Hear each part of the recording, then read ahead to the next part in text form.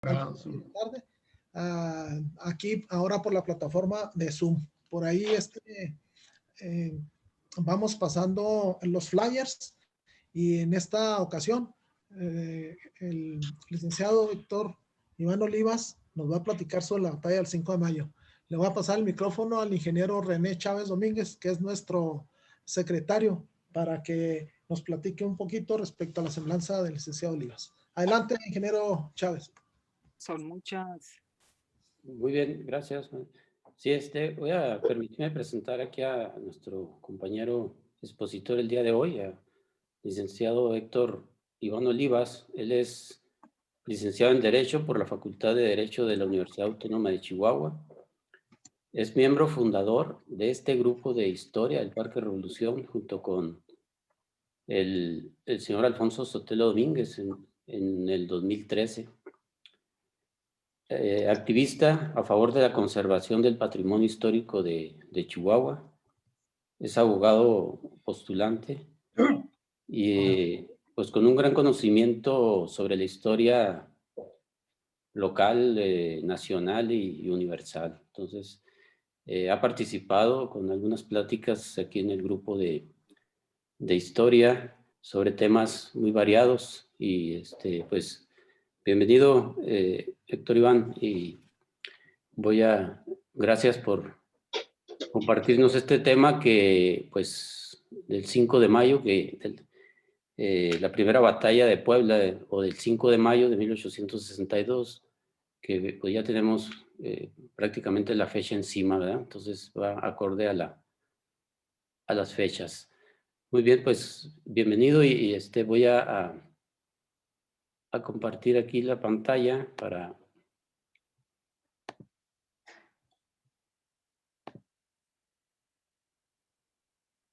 Pues sí, estamos viendo, la verdad, todos. Sí, se ve. Sí, se ve, sí. Ok, entonces pues adelante, Héctor. Pues bueno, ¿qué tal? Otra vez, amigos, aquí en el grupo del Parque Revolución, ahora de manera virtual, y pues toca hablar de un tema de efemérides, ¿no? Un tema muy conocido y a la vez no tanto, ¿no? Porque el diablo está en los detalles y pues es un tema que sí requiere una repasada y sobre todo entrar a algunos aspectos, no solamente del propio día 5 de mayo o de lo que fue la intervención francesa, sino un poco el contexto global en el cual se da. Y lo titulo en particular Primera Batalla de Puebla, que ocurrió el 5 de mayo de 1862, por una razón muy sencilla. Durante la Guerra de Intervención hubo 3 batallas de Puebla. Esta, que es la más conocida, que es la que se festeja y bueno, que es parte del calendario oficial o no tan oficial. No es a lo mejor un día obligatorio de descanso, pero sí es uno de los días que siempre se rememora. Hay una segunda batalla de Puebla que ocurrió al año siguiente, en 1863, que es el sitio de Puebla, que fue una derrota del ejército mexicano a manos de las fuerzas francesas. Y la tercera, el 2 de abril de 1867, cuando Díaz retoma la ciudad de Puebla ya al final de la guerra, ¿no? Entonces, hay que ver ese detalle, ¿no? Y bueno, los antecedentes de este conflicto, que pasa la siguiente. Los antecedentes de este conflicto pues se remiten a los dos países, ¿no? Tanto a Francia como a México. La Francia del siglo XIX, a pesar de ser una potencia mundial, una de las grandes potencias del periodo, distaba mucho de ser un país estable. Desde la Revolución Francesa, los cambios de régimen en Francia eran continuos y el conflicto político, que es un conflicto global que se está dando, al menos en el mundo occidental, entre conservadores, monarquistas sobre todo, y liberales republicanos, era constante desde la Revolución Francesa hasta precisamente unos cuantos años después de la derrota francesa aquí en México. En 1848 ocurrió una nueva revolución en Francia que derrocó al rey Luis Felipe de Orleans y estableció la Segunda República Francesa. La Segunda República Francesa tenía como presidente a Carlos Luis Napoleón Bonaparte, sobrino precisamente de Napoleón Bonaparte, ¿no? Personaje más que conocido de la historia universal. Esta Segunda República duró 3 años, hasta que en 1851 Napoleón da un golpe de estado y se termina proclamando como emperador bajo el título de Napoleón III. A pesar precisamente de esta inestabilidad social y política que hablamos respecto a Francia, este país no dejó de ser una potencia expansionista con gran poderío. Para cuando Napoleón toma el poder, los franceses ya estaban llevando a cabo un proceso de colonización en Argelia, en el norte de África. Así que Napoleón, como parte de su política interna expresada hacia el exterior para legitimarse, inició una agresiva campaña de expansión colonial que puso a Francia en el control, por ejemplo, de Indochina, lo que actualmente es Laos, Camboya y Vietnam, Senegal en África y Nueva Caledonia, que es una isla del Índico. Y decide tomar postura de alianza con Gran Bretaña. Es curioso porque Gran Bretaña ha sido el enemigo tradicional de los franceses, o fue el enemigo tradicional de los franceses desde la Edad Media. Napoleón, para evitar ser derrotado por los británicos, como en su momento lo fue su tío, decide aliarse con ellos y apoyarlos primeramente en la guerra del opio, en la intervención en China, la segunda guerra del opio, y luego en otras campañas militares, muy particularmente en la guerra de Crimea. De hecho, si vemos el mapa que sigue, durante el periodo del Segundo Imperio francés, este es el tamaño que tiene Francia. Es más grande el imperio que logró crear la Tercera República ya a principios del siglo XX, ¿eh? Pero si se fijan, hay posesiones, está la Guyana francesa ya bajo dominio francés, Madagascar, Argelia, Senegal y el propio Vietnam, o bueno, en ese momento conocido como Indochina. Napoleón decide apoyar a los británicos en la guerra de Crimea contra Rusia, donde tropas francesas unidas en una coalición con las británicas, las turcas y las de Sardinia, que es una de los reinos italianos, que todavía no está Italia unificada del todo, se distinguieron sobre todo en el sitio de Sebastopol. Hay una colina fortificada en 1855 que es tomada por el ejército francés.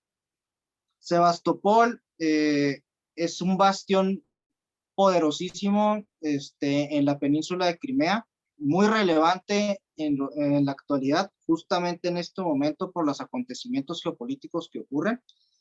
Sebastopol es una base militar rusa, no fue soviética y ahorita es rusa, pero está enclavada en Ucrania. De hecho, lo que sucede hace unos años, Vladimir Putin decide anexarse Crimea.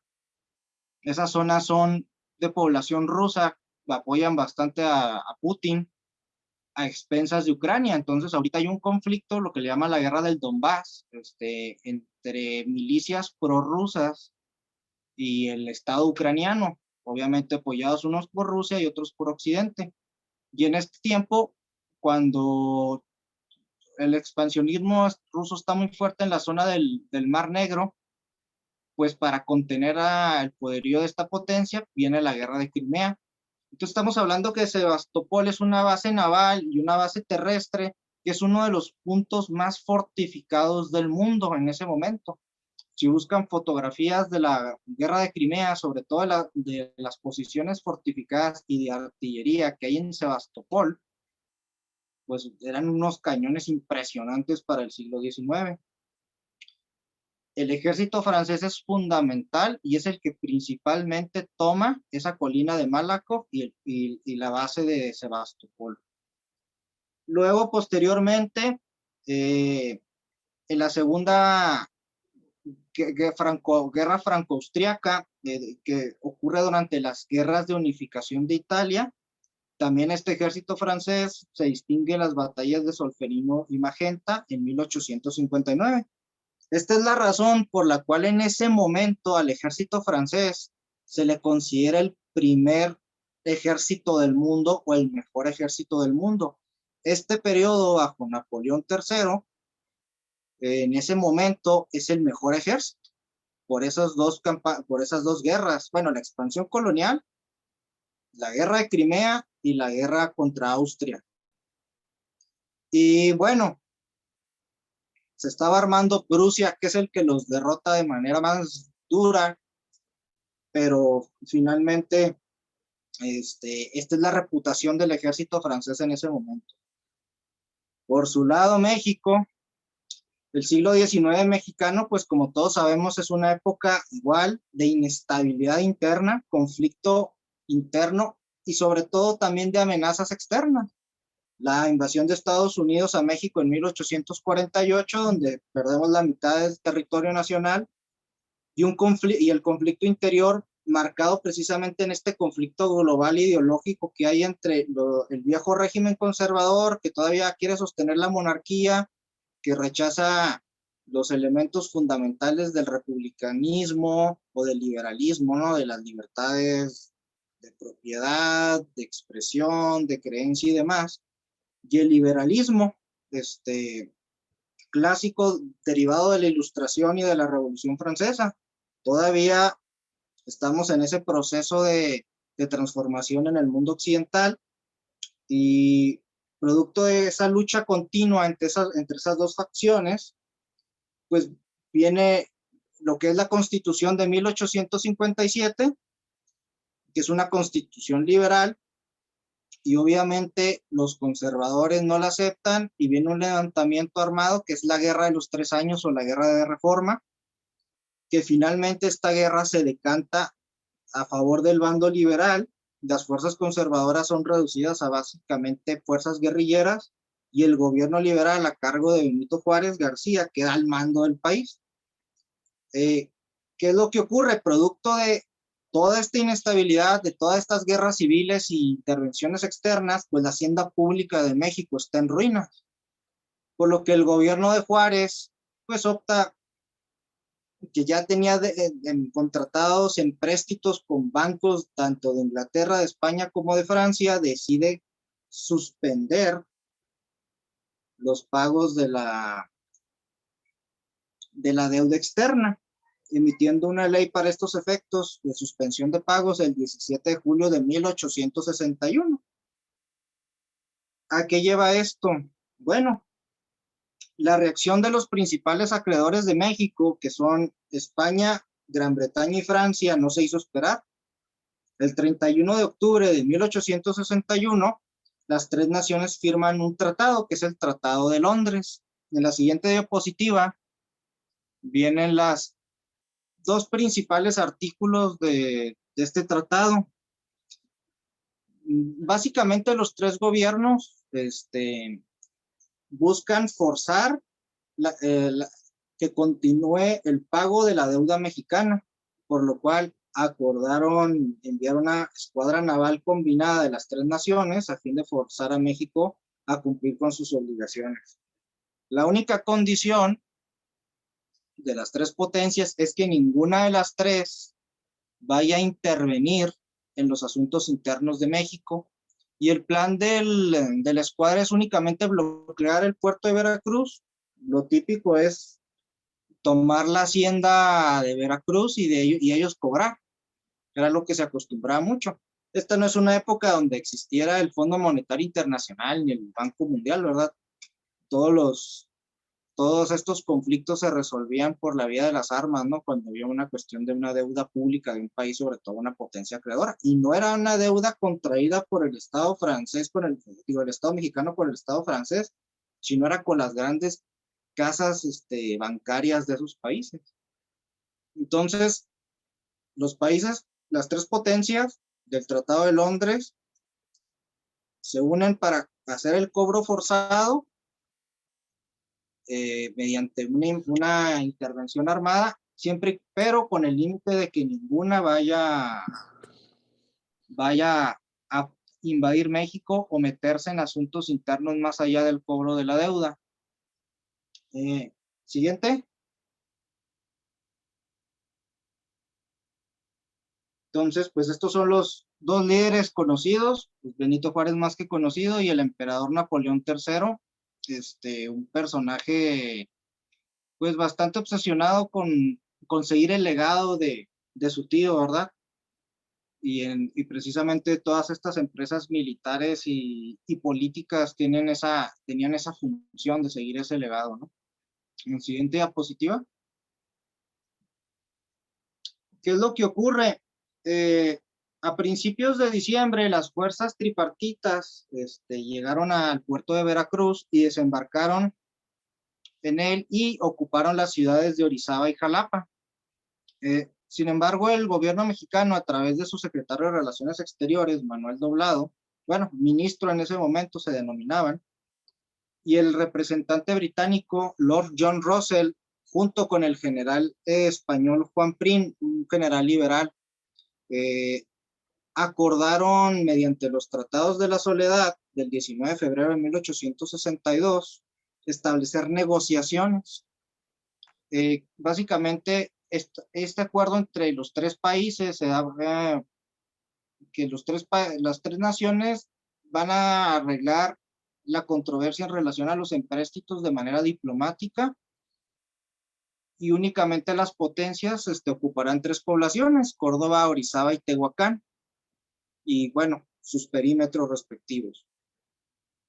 Aquí el detalle fue que el representante francés, Dubois de Saligny, rechaza los acuerdos con los británicos y los españoles, por lo que tanto España como Gran Bretaña, al percatarse que los objetivos franceses iban más allá del cobro de la deuda, sino de intervenir en la política interna de México, deciden retirarse.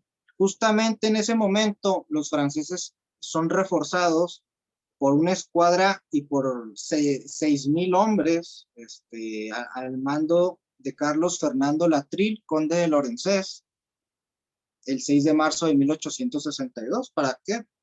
Ya es obvio que Francia planea una invasión a México.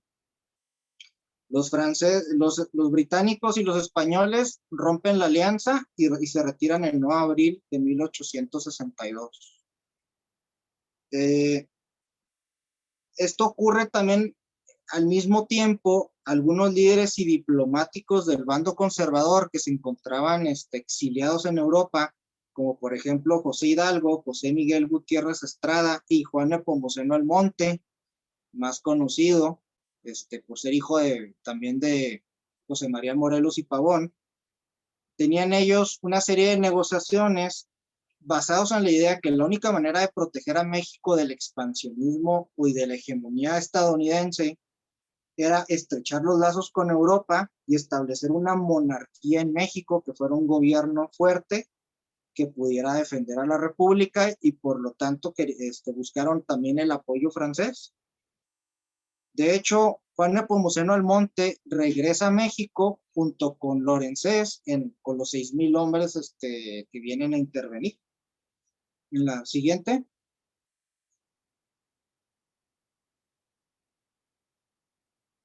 Bueno. A medida que los franceses van avanzando, el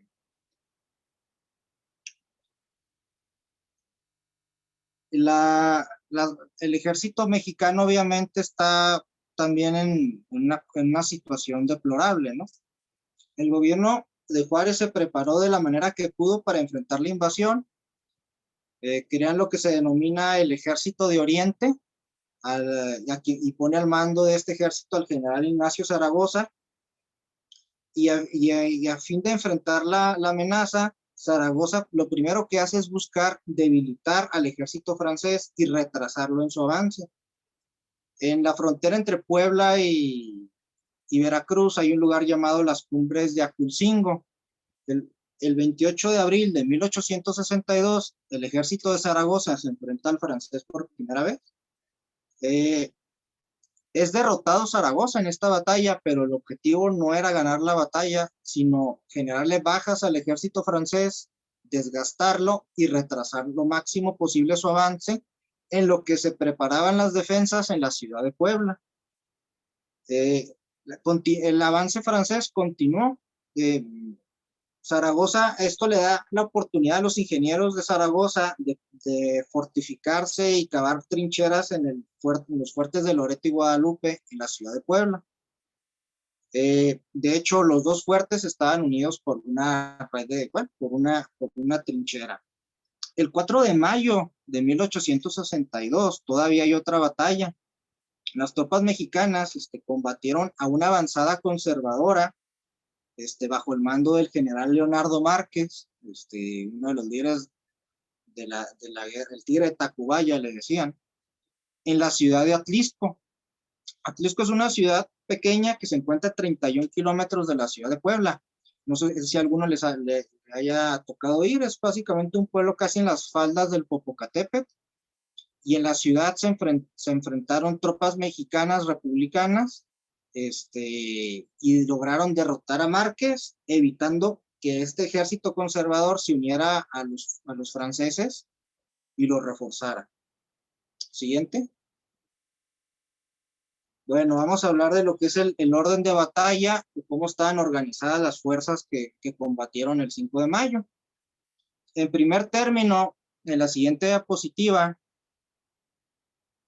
podemos ver las fuerzas francesas. Constaban de 5,368 efectivos. Como mencioné, bajo el mando del general Charles Ferdinand Latreille, conde de Lorenzés, el cuerpo expedicionario francés. Estaba compuesto de unidades que se pudieran considerar de élite, que habían tenido éxito en la conquista de Argelia, en la guerra de Crimea, en Indochina y en la guerra franco-austriaca. Entre estas tropas pues se encontraban en los cazadores del África, que era una unidad de caballería ligera compuesta por elementos franceses y personal del norte de África. Los cazadores, especialmente los de Vicens, eran unidades de infantería ligera de élite armada de forma similar a la infantería de línea, pero que se distinguían por ser muy buenos tiradores o fusileros. Había tropas francesas que eran parte de la infantería de marina, 2 batallones de infantería regular, el 990 Regimiento de Infantería, el primero y el segundo batallón, un agrupamiento de ingenieros militares y un agrupamiento de artillería con 16 piezas.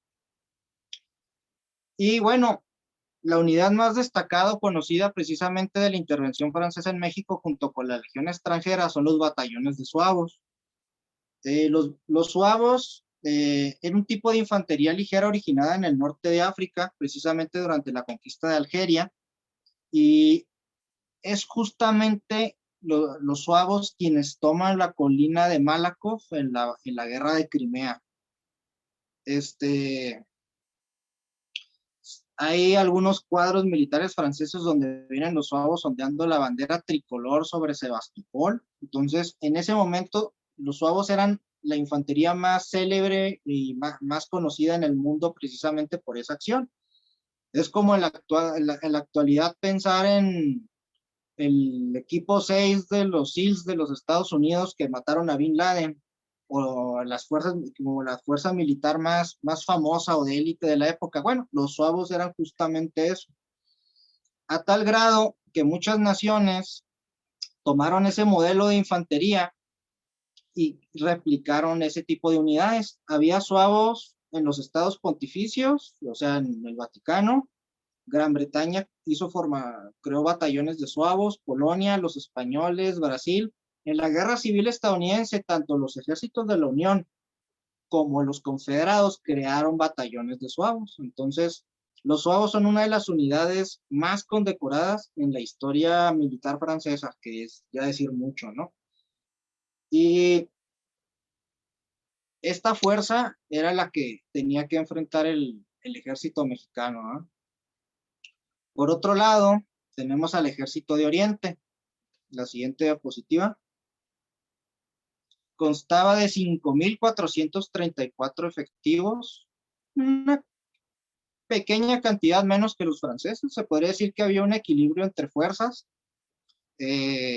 Los números favorecen al defensor, en este caso al ejército mexicano, porque siempre el defensor tiene mayor ventaja por estar atrincherado y parapetado sobre la fuerza que ataca, que tiene que arriesgar más a sus tropas para obtener la victoria. Entonces, se podría considerar que hay una ligera ventaja del ejército mexicano desde ese punto de vista. El comandante, como lo mencioné, el general Ignacio Zaragoza, Seguín, y el ejército mexicano tenía 14 piezas de artillería. A diferencia de las francesas, estas se distribuyeron a todo lo largo de la línea de defensa.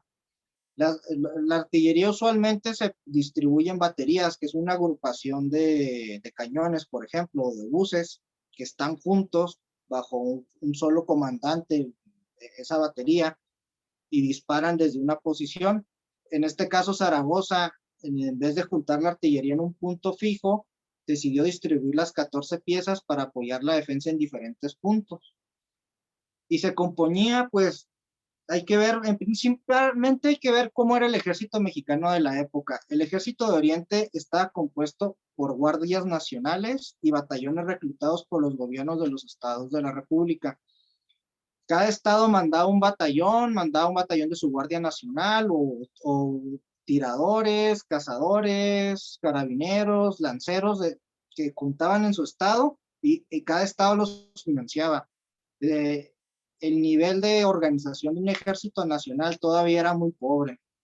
Los estados contribuían a formar los ejércitos. Hasta cierto punto cada estado tenía sus ejércitos. La Guardia Nacional en esta época de cada estado era bastante fuerte. Incluso hay estados que se le rebelaron al gobierno central con mayor o menor éxito. Esas tropas estatales en una situación de emergencia eran mandadas bajo el mando, eran enviadas bajo el mando de la Secretaría los ministros de guerra de ese momento. Algunas unidades tenían muy buena reputación. Por ejemplo, los lanceros. Los lanceros eran unidades de caballería ligera que tenían una gran tradición en México. Esta tradición, de hecho, se remonta a las guardias presidiales de la época colonial.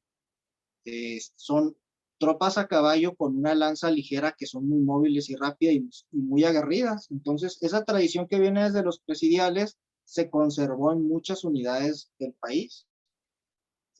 Los lanceros se utilizaban en todo el mundo y es una unidad de caballería rápida, que no muy armada, y que se lanzan sobre las formaciones enemigas. Famosos son, por ejemplo, los lanceros de Polonia, que todavía incluso pelearon contra los alemanes en la Segunda Guerra Mundial. En Crimea hubo un episodio muy conocido por tropas ligeras de caballería, principalmente lanceros, que es la carga de la Brigada Ligera Británica. Entonces, tenían buena reputación esos lanceros. De hecho, aquí en Chihuahua es la tropa que le costó más trabajo enfrentar a los Estados Unidos en la batalla de Sacramento. Estas unidades, pues, además, estaban complementadas por lo que le llaman tiradores o cazadores, que eran soldados con muy buena puntería, buenos rifleros. Los carabineros, que eran tropas de caballería, pero que utilizaban rifles y que desmontaban para pelear, igual que los dragones. Y destaca el papel de la Guardia Nacional de Puebla. La Guardia Nacional de Puebla se componía por milicianos indígenas de la Sierra Norte de Puebla, fundamentalmente de 3 pueblos: Xochiapulco, Tetela de Ocampo y el pueblo de Zacapuaxtla. Los famosos Zacapuaxtlas, pues bueno, en principio no eran nada más Zacapuaxtlas. Esas unidades indígenas eran tetelenses y xochipulcas también. De esos 3 pueblos se juntó ese batallón de la Guardia Nacional y estaban principalmente armados por machetes, que curiosamente el machete se sigue utilizando por algunas unidades militares en el mundo como herramienta. Y si bien es cierto, el ejército mexicano del ejército de Oriente dista mucho del profesionalismo del ejército francés, pues hay que ver que también prácticamente 50 años de guerra civil y de inestabilidad en México, pues generaron que muchos de ellos ya estuvieran bien fogueados y aparte conocían bien el territorio. Los carabineros pues eran liderados por la Brigada Álvarez. La Brigada Negrete de Infantería pues se componía del 6º Batallón de Línea, del Batallón Fijo de Morelia, del Batallón Reforma, de los Tiradores de Morelia, y a él estaban integrados este 6º Batallón de la Guardia Nacional de Puebla, el de los Acapuastlas, Xochipulcas y de Tetela de Ocampo, que estaba liderado por Juan Francisco Lucas, ese es el que comandó a los indígenas el 5 de mayo. Estaba la Brigada Berriozábal de Infantería, venía un batallón fijo de Veracruz, el batallón de tiradores de Toluca, un batallón ligero de Toluca, uno de Querétaro, los cazadores de Morelia y un 2º batallón de Guardia Nacional de Puebla. La Brigada La Madrid, pues los batallón de zapadores de San Luis Potosí, que son ingenieros, su función fundamental es abrir brechas y reparar fortificaciones. Y la Brigada Díaz, comandada por Porfirio Díaz, que se componía por fuerzas de infantería y de caballería, el 1er y 2º batallón de la Guardia Nacional de Oaxaca, el batallón de Guerrero, el batallón de Morelos, que básicamente estamos hablando de tropas del sur del país, un batallón de rifleros de San Luis Potosí, y la caballería estaba bajo el mando de ella el hermano de Porfirio Díaz, Félix Díaz, quien comandaba los lanceros de Toluca, Oaxaca y Puebla. Siguiente. Pues los comandantes de los dos ejércitos, pues en primer término, Charles Ferdinand Latreille, el conde de Lorenzes, pues es un graduado de la Escuela Especial Militar de Saint-Cyr.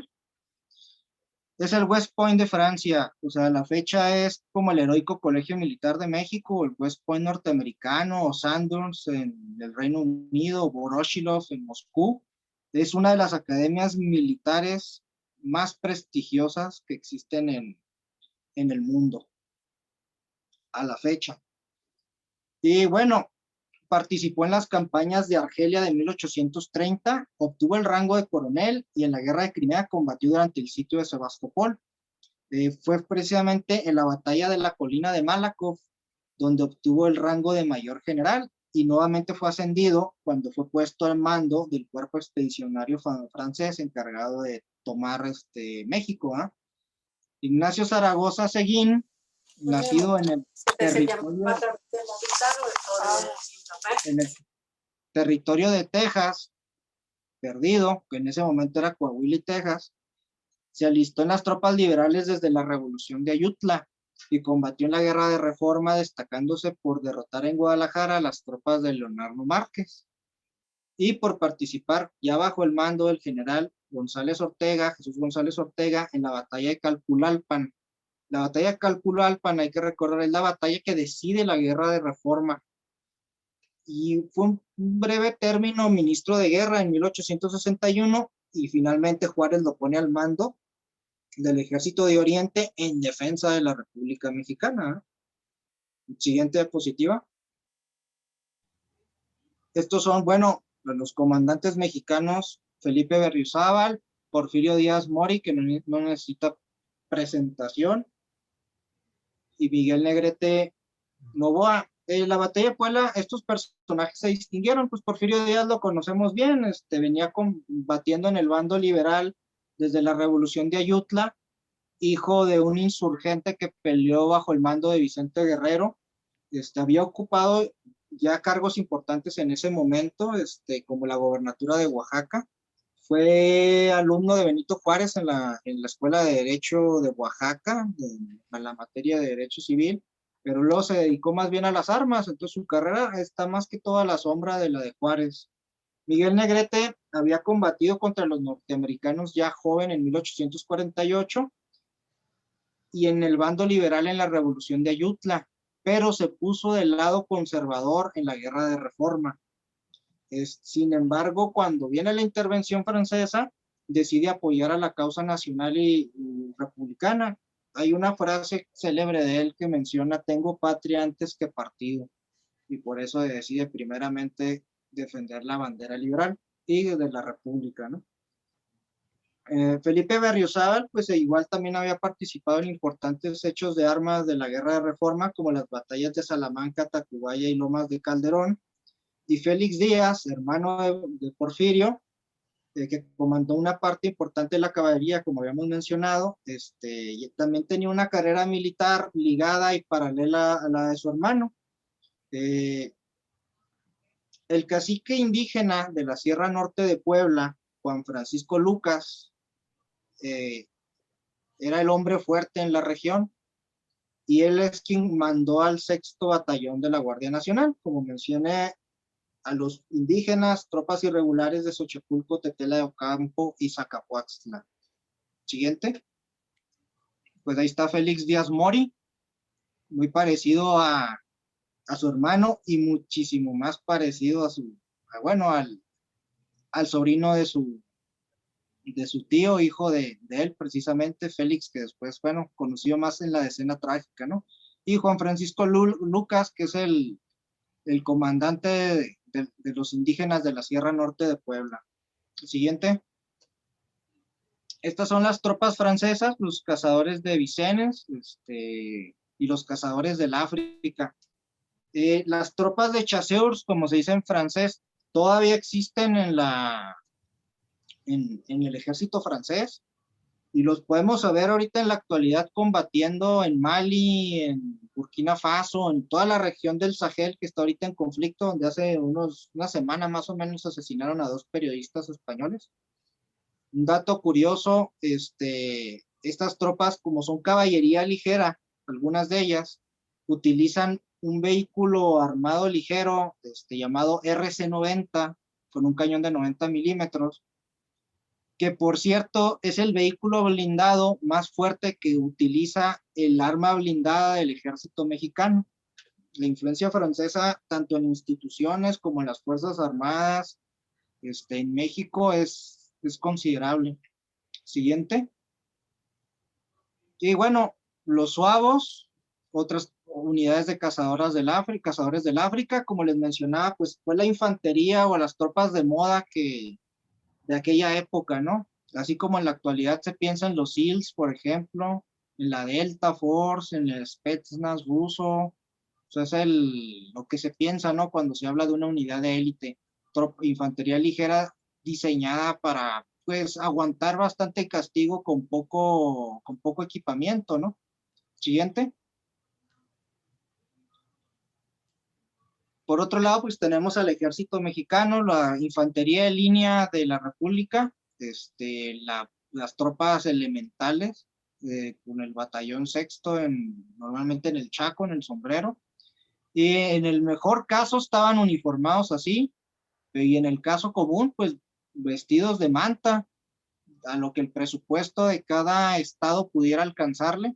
Los uniformes, las armas, el equipamiento con el que iban, era pagado por los gobiernos estatales, algunos tenían mucho, otros pocos, y se mandaba lo que se podía. Siguiente.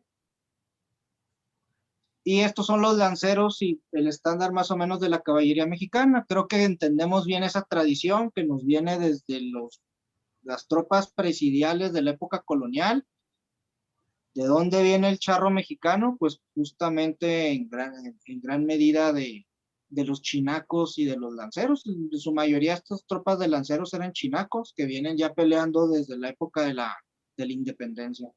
Y había tropas, pues, caballería más convencional, como esta de Guardia Nacional y la de Ejército Regular, con sable, ¿verdad? No con lanza. Siguiente. Bueno, el campo de batalla. No sé de ustedes quién tenga el gusto de haber ido a la ciudad de Puebla y conocer lo que es el terreno de los fuertes de Loreto y Guadalupe, que actualmente es pues es un complejo cultural, ¿no? Cada fuerte es un museo y adicionalmente hay varios museos, plazas y pues lugares para eventos ahí en Puebla. Están sobre una colina que domina todo el valle. O sea, forzosamente es el punto más estratégico para dominar esa zona y es el punto más estratégico que domina el camino entre Veracruz y la Ciudad de México. Siguiente. Esta sí se ve con el Google Earth desde el cielo. Podemos ver los dos fuertes, el de Loreto y el de Guadalupe. Estos dos fuertes en ese momento estaban conectados por una trinchera, no había la cantidad de árboles que hay ahorita, ¿eh?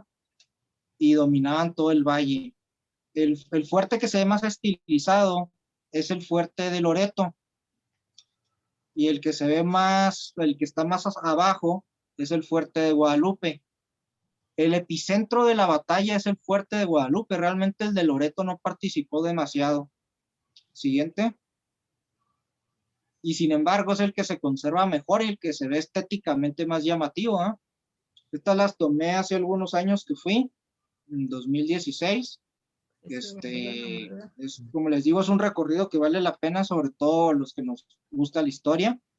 El fuerte está más formal, es una fortificación del siglo XIX, relativamente provisional. Siguiente. Con esta forma, con la función precisamente de que desde todos los ángulos de los cuales se tratara de tomar la fortificación, pues te disparara, ¿no?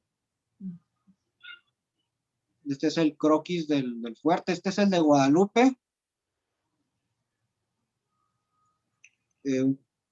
No, perdón, este todavía es el de Loreto. Ahí se ve adentro la iglesia. Siguiente. Y tenían estas fosas. ¿Cómo se llama? Las murallas tienen pues, bastante espesor. Siguiente. En el interior, donde estaban los cuarteles, era una antigua iglesia de la época colonial. Y bueno, al interior de esto está uno de los dos museos que hay de la batalla de Puebla. Siguiente. Y el fuerte de Guadalupe, que es menos, pues se ve menos impresionante, ¿no? Y está un poco menos conservado. Está hasta cierto punto reconstruido por dentro con ya una arquitectura moderna, porque sí, ese sí se dejó caer. Siguiente. Y esta es la forma que tiene, muchísimo más débil. Se puede apreciar que el fuerte de Loreto. Los bastiones, pues únicamente son dos, y con los diferentes ángulos desde los cuales te pueden atacar, ¿no? Los defensores pueden atacar a los atacantes. Siguiente. Y esta es la muralla y el foso. Siguiente. Esta es la vista que tenían los defensores de Puebla del fuerte, precisamente, mientras penetraban en esa zona los suavos y la infantería ligera francesa. Pues por esos tres ángulos se les podía atacar, ¿verdad? Y no estamos hablando de un fuerte, bajo ninguna circunstancia se le pudiera comparar con lo que los franceses vieron en Sebastopol, sobre todo por las piezas de artillería que hubo en Sebastopol. Siguiente. Desde el interior, lo que queda. Y esta es la vista de la ciudad de Puebla desde la colina de los fuertes. Entonces, forzosamente, para tomar el control de la ciudad, hay que tomar esas colinas, porque si no, desde ahí se domina la artillería todo el valle. Siguiente. Y diferentes ángulos hacia la zona de Veracruz. Siguiente. Bueno, el desarrollo de la batalla. El plan defensivo original de Zaragoza consistía en que la brigada de Miguel Negrete fuera asignada al fuerte de Loreto y al de Guadalupe, mientras que las brigadas de los generales Berrizábal, Madrid, Díaz y Álvarez fueron colocadas a la derecha del fuerte de Guadalupe con la finalidad de detener algún ataque frontal sobre la ciudad de Puebla que proviniera del camino que conecta Veracruz con Puebla, que era lo que al principio pensaban que iba a ocurrir. La mañana del 5 de mayo, las tropas francesas comenzaron a avanzar desde Amozoc, un pueblo que está entre Veracruz y Puebla, pero en vez de dirigir el movimiento hacia el camino hacia la ciudad de Puebla y rodear los fuertes, Lawrence toma la decisión de atacar de manera frontal el fuerte de Guadalupe a fin de romper las defensas mexicanas. Es bien conocida una frase de Lawrence refiriéndose de que él ya se consideraba que había ganado la guerra que su superioridad de raza, de espíritu, de disciplina sobre el pueblo mexicano era tal que él ya era el amo de México. Supongo que bajo ese esquema de pensamiento tuvo la puntada de atacar directamente las posiciones defensivas más fuertes de Zaragoza. Aunque tampoco eran las más fuertes, porque si se fijan, la mayor concentración de tropas preveía el ataque por el camino a Puebla. ¿Qué es lo que ocurre? Y esta es una de las virtudes que todo gran general debe tener. Los planes son una cosa y la realidad es otra. Zaragoza, al darse cuenta del movimiento de Lawrence, de inmediato cambia el dispositivo defensivo, mueve a la brigada Álvarez junto al fuerte de Loreto, a Berrizábal lo mete en el fuerte de Guadalupe, la brigada La Madrid se mueve también hacia el fuerte de Guadalupe, refuerzan las trincheras que unen los dos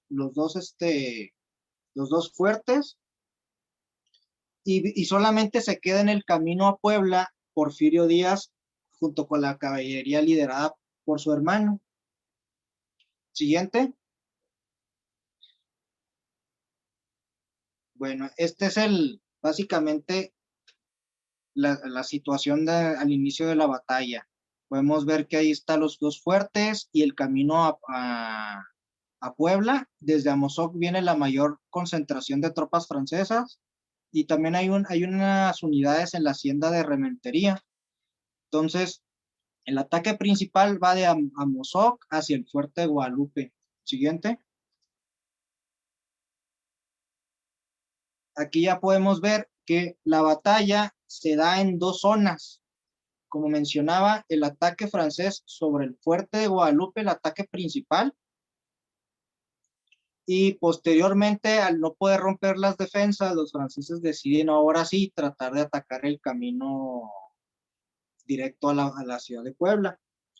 ¿Qué es lo que sucede? La artillería francesa concentró su fuego sobre el fuerte de Guadalupe para apoyar el avance de las columnas de los batallones de Zuavos y de un batallón de infantería de marina.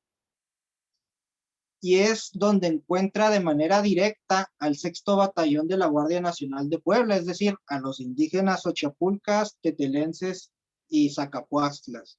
Y viene el choque justamente frente al fuerte de Guadalupe. El primer ataque francés es repelido por la Guardia Nacional, por los indígenas. Y luego ahí mantienen ciertas posiciones alrededor de las trincheras y ahí continúa el combate. Nuevamente, los zuavos y los infantes de marina tratan otra vez de romper el frente en Guadalupe y lo refuerzan esta vez los cazadores de Vicens y llevan ya zapadores ingenieros para tratar de hacer una brecha en el fuerte de Guadalupe y tratar de entrar. Nuevamente, los franceses son rechazados. A mediodía, Lawrence decide hacer un tercer asalto sobre el fuerte de Guadalupe. Otra vez utiliza los batallones de zuavos, la infantería de marina, los cazadores que quedan, y esta vez lo refuerza ahora con el 2º batallón del regimiento de infantería del 990. Otra vez los defensores del fuerte de Guadalupe repelen el ataque francés. Mientras esto sucede, Lawrence toma la decisión de probar suerte y enviar al 1er batallón del 990 y a un 2º escuadrón de cazadores del África por el camino a Veracruz y tratar ahora sí de rodear los fuertes y tomar la ciudad. Justamente ahí se topa en la garita de Amozoc con las tropas de la brigada de don Porfirio Díaz. Mientras esto sucede, como pueden ver, tenemos dos áreas, la del fuerte y la zona sur, el choque entre las caballerías de Díaz y los cazadores del África. El combate sobre la línea del fuerte de Guadalupe era sumamente reñido en este punto, cuando por iniciativa del general Miguel Negrete, él y la brigada de carabineros del general Antonio Álvarez deciden rodear y atacar por el flanco a los franceses. Si se fijan en el mapa, siguiente. Si se fijan, aquí tenemos en azul a los franceses presionando sobre Guadalupe. La flecha que está arriba junto a Loreto, Negrete decide atacar el flanco y la retaguardia de las tropas francesas. Este es el clásico movimiento para envolver al enemigo. Ya cuando te hacen eso, está muy difícil ganar la batalla. Esto sucede justo en el momento que cae una lluvia torrencial sobre el campo de batalla. En la película más reciente de hace unos años se retrata muchísimo el lodazal que fue aquello. La carga de Negrete produce el efecto de que obliga a los suavos a retirarse y a replegarse para evitar quedar atrapados entre el fuerte y entre las tropas de Negrete y ser aniquilados, obviamente. Así que las fuerzas mexicanas en ese momento lanzan un ataque generalizado, un contraataque pues generalizado contra los franceses, quienes desisten de tomar el fuerte e inician su retirada hacia la hacienda de la Rementería. Mientras esto sucede, en el siguiente diapositiva, tenemos un duelo básicamente de caballería entre Díaz y los cazadores del África. La caballería de Félix Díaz, los lanceros de Toluca, Oaxaca y de Puebla se enfrentan a la caballería de los cazadores del África. Entonces hay un duelo de caballería, ambas caballerías chocan. Y junto con los guardias nacionales de Oaxaca empujan al batallón de línea. ¿Qué es lo que sucede? Rompen el frente de el contraataque de Díaz rompe el frente de los franceses y estos se ven obligados a hacer formaciones de cuadro para defenderse. ¿Qué es eso? Cuando ya la caballería te supera, lo único que te queda es hacer un cuadro de los soldados con sus bayonetas para evitar que la caballería los persiga por el campo y los masacre. Lo que sí es que los franceses logran retirarse de manera más o menos ordenada. Nuevamente, Félix, aquí viene una de las controversias de la batalla, porque Díaz quiere perseguir a los franceses y rematarlos en Amozoc a medida que se van retirando. Y entonces lanza la caballería. Zaragoza decide que no. Entonces, aquí es donde viene la discusión de muchos. No, es que ya México tenía la victoria se dio. Y ya nada más había que rematar a los franceses. Y Díaz debieron haberlo dejado irlos a perseguir. Pero no es una decisión que un comandante pueda tomar de manera tan sencilla. Si tu enemigo se está replegando, y había una frase, no recuerdo qué militar la dijo, no sé si González Ortega, que decía: el enemigo en retirada, puente de plata. Si los persigue Díaz, existe el riesgo de que lo corten a él y lo aíslen del resto de las fuerzas mexicanas, y ahí existía el riesgo de perder a la caballería. Esto es algo que ha pasado muchas veces. Una de las cosas más peligrosas para un ejército en movimiento es extenderse demasiado, porque corre el riesgo que un movimiento de flanqueo los corte del resto de sus fuerzas y te permita al que iba perdiendo liquidarte. Entonces, pues es algo para el debate. Si Zaragoza tenía la razón, y al ser prudente, dado que él sabía el total situación de sus fuerzas, digo, lo que se podía saber en una guerra del siglo XIX, o si Díaz tenía la razón al haberlos ido a perseguir, ¿verdad? Los franceses pues finalmente se fueron replegando a la hacienda, y luego a un rancho llamado de San José, y finalmente en Orizaba. A las 5:49 de la tarde, tras la lluvia torrencial, el general Zaragoza envió un telegrama anunciando la victoria mexicana, aunque los combates duraron hasta las 7. Siguiente. Este es el texto original del telegrama, porque incluso en los billetes viene la frase no es del todo precisa que se utiliza de las armas nacionales se han cubierto de gloria, sino va dirigido al ministro de la guerra,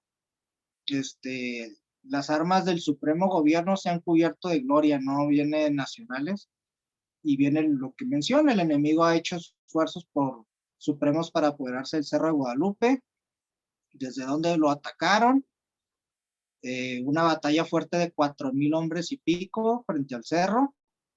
Dice que él no va al enemigo, como desearía, porque no tiene los recursos suficientes para hacerlo.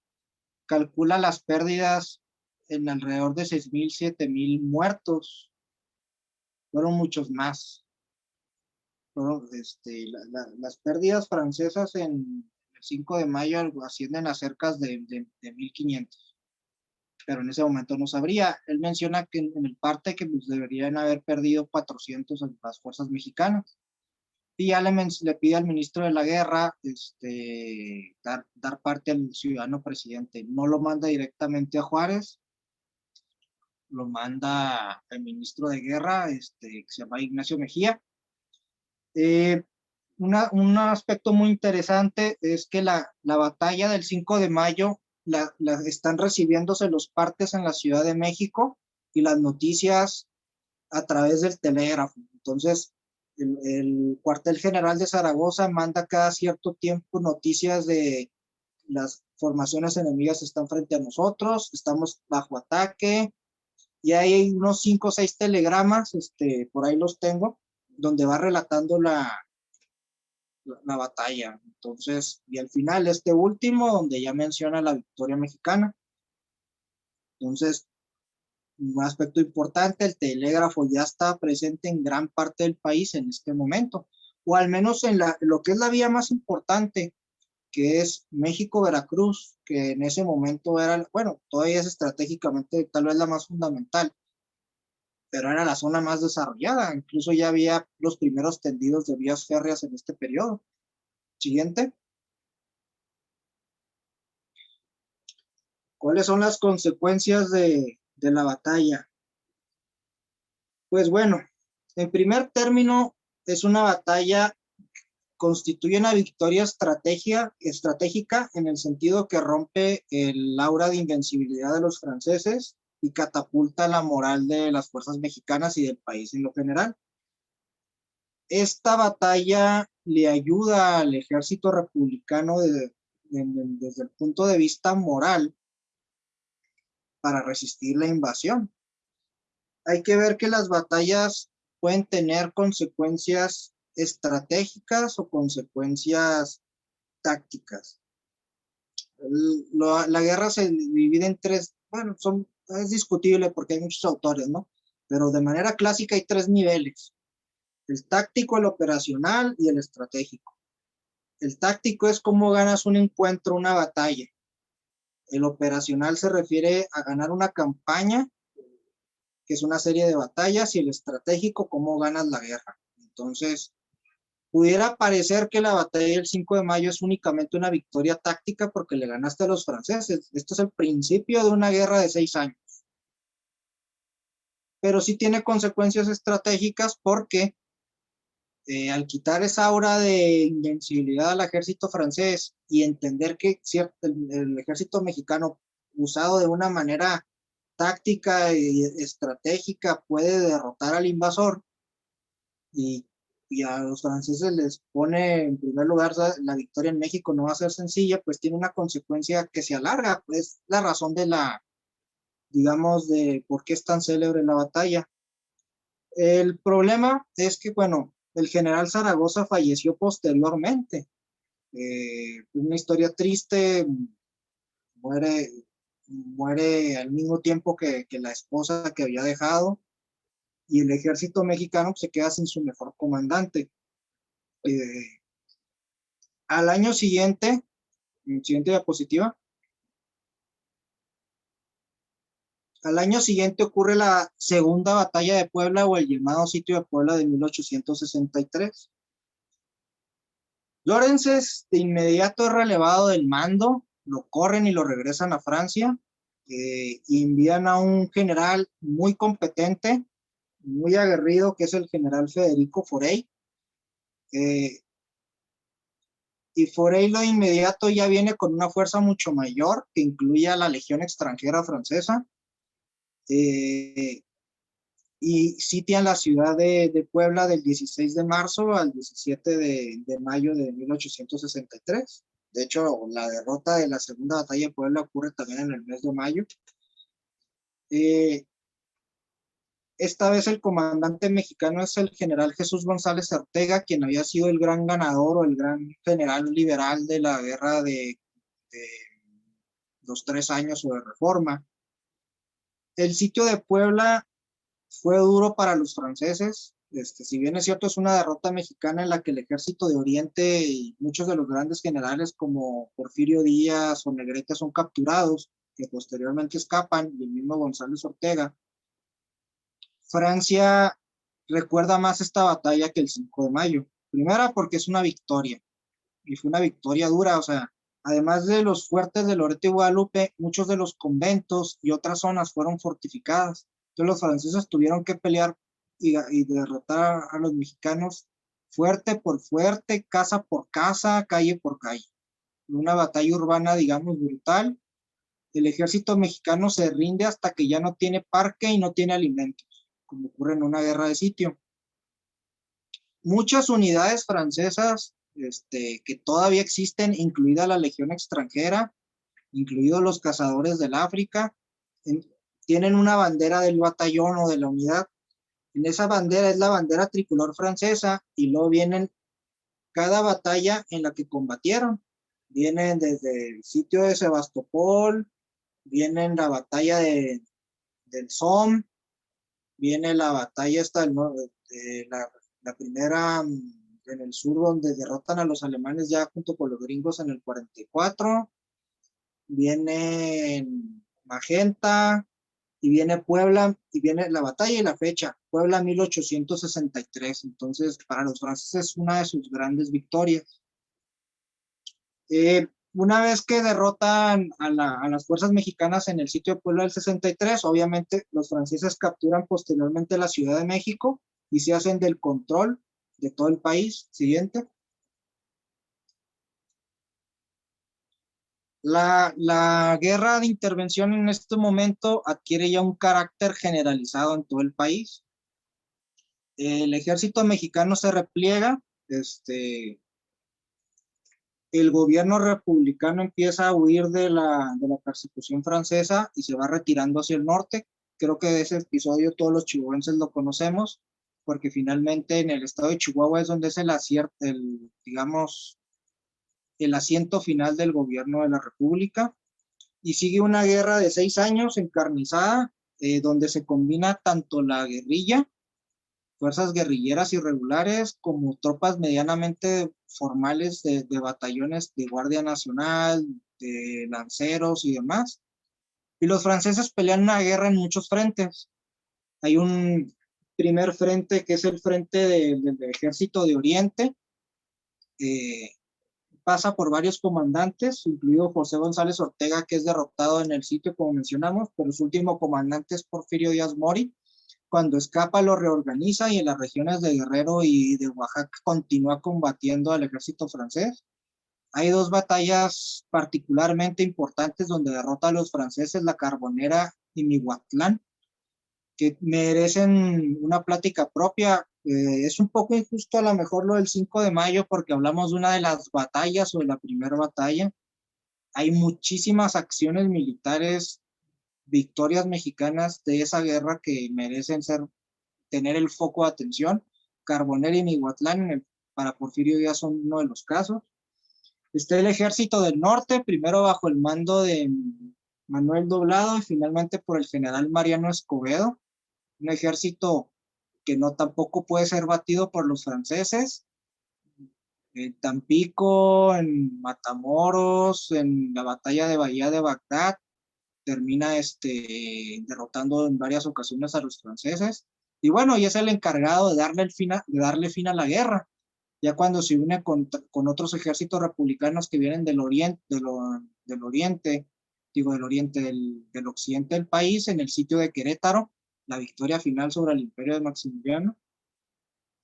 Luego está el ejército de Occidente, primero bajo el mando de Jesús González Ortega, luego de José María Patoni y finalmente de Ramón Corona. Es un ejército que operó en Sinaloa, en Jalisco, en esas zonas, tampoco pudo ser batido. Y el ejército del centro, bajo el mando de Ignacio Comonfort I, que muere en combate contra los franceses. Luego José María Arteaga, que murió al ser capturado por el ejército francés y fusilado. Y luego ya Vicente Riva Palacio y Nicolás Régules. Esta fuerza operó sobre todo en el estado de Michoacán. El estado de Michoacán fue una pesadilla para el invasor francés y las fuerzas ya llamémosle francoimperiales. Y destaca mucho sobre todo la batalla de Tacámbaro contra la Legión Belga. Una victoria importante de Arteaga y de Vicente Riva Palacio, ¿no? Siguiente. Debemos decir que, como es conocido por todos, pues una vez que el ejército francés se posiciona de la capital, pues se trae un emperador extranjero, Maximiliano de Habsburgo, a que tome el control del país, de manera, pues, digamos, formal. Federico Forey regresa a Francia y se deja como comandante del ejército francés Aquiles Bazaine. Aquiles Bazaine pues es el que le toca realmente combatir a los diferentes frentes republicanos, ya operando una amalgama de las fuerzas francesas y las fuerzas conservadoras. Y pues Bazaine falla, ¿no? Las fuerzas mexicanas resisten todo lo posible al embate francés. Los franceses solo controlaban el territorio que pisaban. Y bueno, obviamente México recibe algunos pertrechos de los Estados Unidos, sobre todo al acabar la guerra civil, que hay armamento disponible como rifles de repetición. Los franceses utilizaban pues rifles todavía de chispa, y toca algunos de los primeros rifles de repetición que quedaron de sobra de la guerra civil estadounidense, pues se los toparon en el norte contra guerrilleros mexicanos. Uno de los frentes que no mencioné, pues es el frente donde estaba la República, ¿verdad? De Luis Terrazas, en el estado de Chihuahua. Hay que recordar que los franceses toman la ciudad de Chihuahua un tiempo, la pierden, también hay combates en Parral. En todo el país hay una ofensivas y contraofensivas generalizadas de las fuerzas republicanas y del ejército francés, ¿eh? ¿Qué es lo que ocurre? Pues tras esos 6 años las fuerzas francesas empiezan a agotar, la guerra se vuelve impopular en Francia, escritores y opositores como Víctor Hugo escriben en contra de ella, y bueno, cuando Estados Unidos gana la Unión la guerra civil, pues empieza a apoyar más abiertamente a México. Al principio como que jugaba para un lado y le hacía ojitos al otro. Hay un libro de Fernando Iglesias Calderón que se llama El egoísmo norteamericano en la guerra de intervención, donde critica fuertemente a los Estados Unidos. Pero es el factor principal es que en Europa el ejército prusiano derrota al ejército austriaco en otra guerra y logra unificar bajo su hegemonía en gran medida a todos los estados alemanes. De inmediato los franceses ven la amenaza alemana. Alemania todavía no es el imperio alemán ni la república alemana, todavía son principados divididos. Nosotros tenemos mucho la idea de que nos tocó todavía a muchos ver la República Democrática y la República Federal dividida, pero de hecho la historia alemana siempre ha sido dividida, ¿no? Incluso un pedazo del pueblo alemán que es Austria sigue estando fuera de esa agrupación alemana, ¿no? Hay una lucha entre las dos hegemónicos de Alemania, que son de la región alemana o germana, que son los prusianos con capital en Berlín y los austriacos con capital en Viena. Otto von Bismarck, von Moll, que el Kaiser Guillermo I, y Napoleón regresa. Empieza a retirar de la manera más o menos escalonada que puede a las tropas y decide mexicanizar la guerra de intervención y entregarle responsabilidad de la guerra a Maximiliano y a sus amigos conservadores como Miramón o Mejía. La misma historia que se vio en con Estados Unidos en Vietnam, que se retiraron y le dejaron a al gobierno que habían apoyado ahí el control de la guerra, y se repitió similar.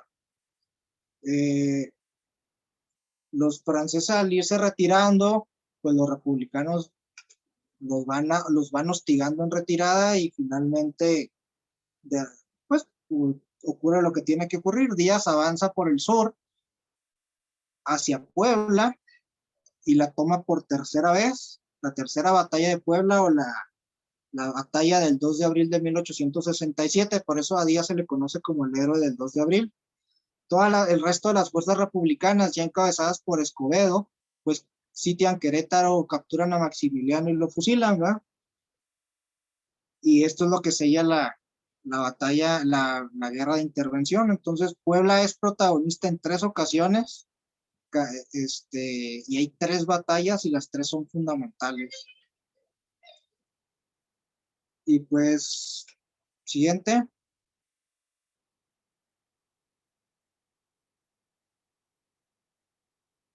Ya, fueron ya todas. Sí. No dejé epílogo. Bueno, pues básicamente esta es la historia del 5 de mayo, sus consecuencias, sus antecedentes y pues, la importancia. No sé qué dudas, qué comentarios, qué les llamó la atención.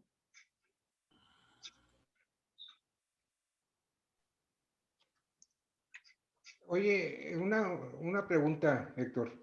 Sí. ¿Qué armamento usaba México antes de que llegara el armamento americano? ¿De dónde hacer las balas o los perdigones? Pues tenían que tener fábricas, y México no tenía fábricas. La gran maldición de México,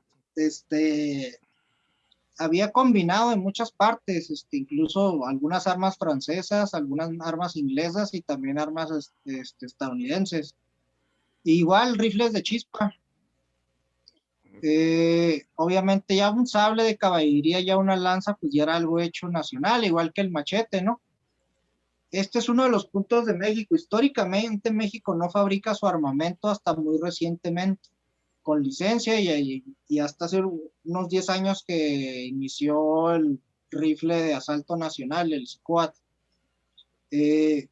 Tanto los conservadores buscaban pertrechos en Cuba, enviados por los españoles, y los liberales sobre todo compraban armas en Estados Unidos.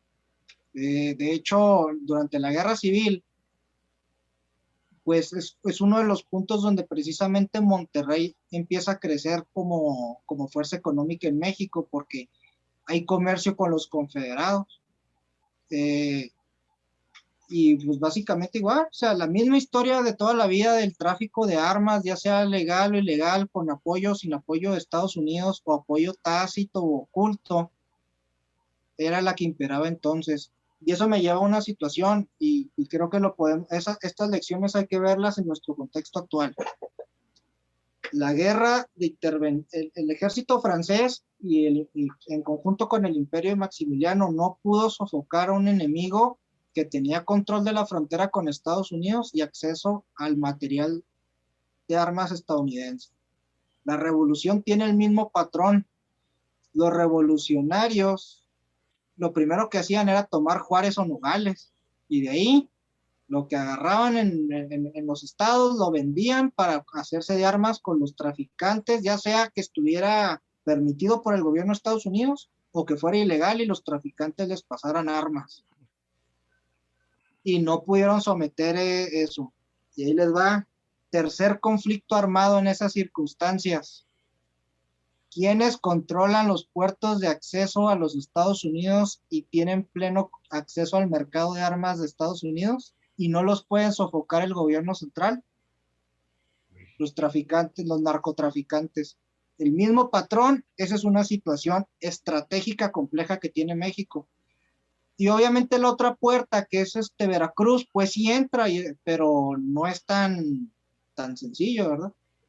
El armamento de aquella época pues era menos sofisticado, ¿verdad? Pero había entran precisamente los rifles de repetición de Colt por primera vez. Gracias.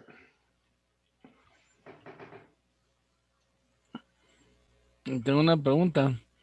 Sí, la presencia de chihuahuenses en esa batalla. Y yo encontré en uno de los libros, aquí voy a pasar una imagen nomás, de este señor, dice Luis Coma Durán, sí, mm, este señor era de Bachíniva, de la hacienda de San Luis, y en un documento dice que uno de sus historias o fama fue que participó en la batalla del 5 de mayo. Como ves, ahí está vestido como de chinaco, charro, no sé. Sí, él era de aquí de Bachíniva. ¿Qué tanto sabor en esa lista de los que están ahí había gente de Chihuahua? ¿O sí o no? ¿Quién sabe? ahí les va. En la batalla del 5 de mayo, no. En el sitio de 1863 hay un batallón, es el batallón activo de Chihuahua, si no me recuerdo el nombre. ¿Saben dónde encuentran incluso personas que lo integraron?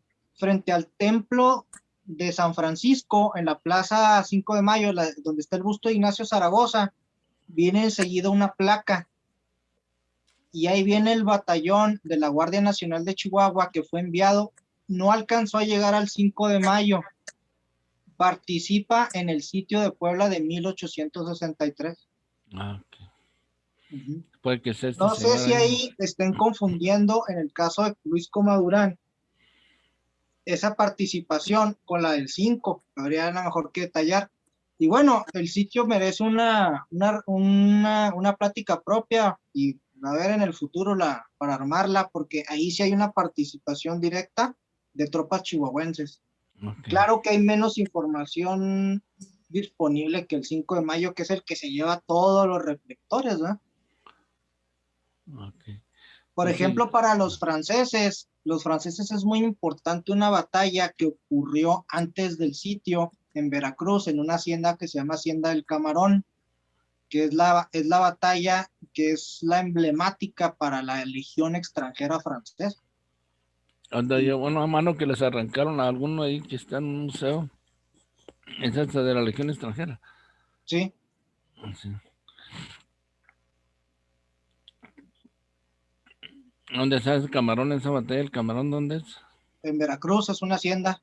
Una hacienda. Ajá. Uh-huh. Y ahí De le hecho, mostraron la...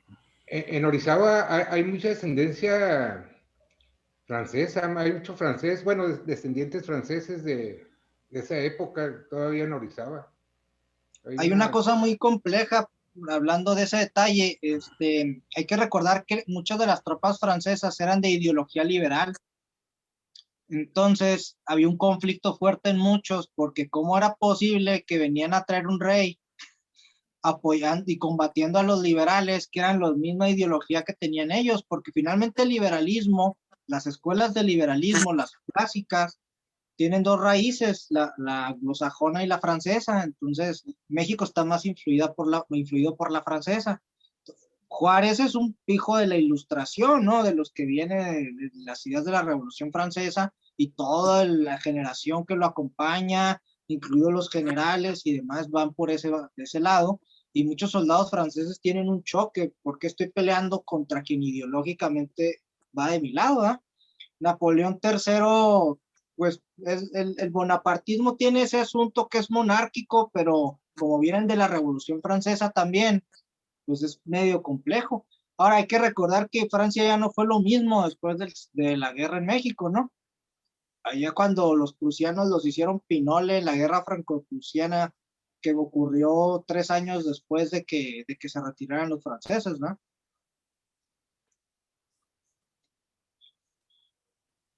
Y cuando vinieron acá a Chihuahua, ¿cómo fueron las batallas aquí en Chihuahua? Si es que hubo... Hasta acá El, el, llegaron. avan- el avance francés se dio primero por Parral y luego ya se dirigieron hacia acá, tomaron la ciudad. Juárez es cuando se refugia en Ciudad Juárez, bueno, Paso del Norte. Pero ¿qué fue lo que ocurrió? Las tropas republicanas, en vez de atacar Chihuahua frontalmente contra los franceses, atacan Parral por atrás, a través de la sierra, se fueron juntando y le infligen una derrota a los franceses. Entonces, tienen que replegarse, Luego cuando ya empieza a venir el colapso del imperio, Terrazas, pues obviamente, si se fijan, Terrazas no ataca a Chihuahua del norte hacia el sur. El 25 de marzo entran por la zona sur de la ciudad, instalan artillería en el Parque Lerdo, ahí es donde se da el cañonazo que impacta en la Torre de la Catedral, en la campana, pero ya las tropas francoconservadores ya están desmoralizadas, pues deciden retirarse hacia Durango, que de ahí venían. En Durango hay otra situación donde las tropas de Durango también resisten al invasor. O sea, realmente controlan las ciudades, pero no controlan el campo. Eso le da la facilidad a los republicanos de atacar hasta por atrás, primero Parral y luego pegarles en Chihuahua. Por ahí tengo un mapa donde viene cómo se dio la campaña aquí en Chihuahua, que es bastante interesante. Y el último de que los echaron, se fueron de aquí de Chihuahua. Sí, se fueron replegando hacia Durango. Lo que va sucediendo es que se van replegando los franceses y los republicanos avanzan hostigando a los franceses y derrotando a los conservadores que tratan de mantenerse. Entonces, las tropas de Chihuahua bajan hacia Torreón. Las tropas de Mariano Escobedo, que está en Nuevo León y Tamaulipas, bajan por San Luis Potosí, y luego el ejército de Occidente y de Ramón Corona y el del centro de Riva Palacio van avanzando y todos convergen en Querétaro.